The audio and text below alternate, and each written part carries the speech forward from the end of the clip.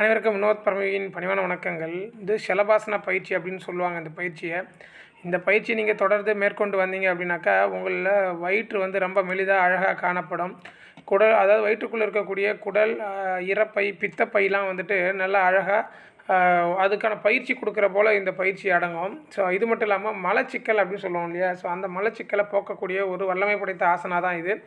வயிறு பெருசாக இருக்கிற பெண்களாக இருக்கலாம், ஆண்களாக இருக்கலாம், யார் வேணாலும் இந்த பயிற்சியை மேற்கொள்ளலாம். அதாவது குப்புறப்படுத்த நிலையில் 2 கால்களை நல்லா இருக்க போல் கைகளை பக்கவாட்டில் வச்சு அழுத்தி 2 கால்களை மேலே ஒரு 20 டிகிரி வரைக்கும் நம்ம மேலே ரைஸ் பண்ணோம் அப்படின்னாக்கா, நம்மளுடைய வயிறு வந்து ரொம்ப இறுக்கம் காணும். ஸோ அந்த இறுக்கம் வந்துட்டு நமக்கு வந்து ரொம்ப ஒரு புத்துணர்ச்சியை கொடுக்கும்.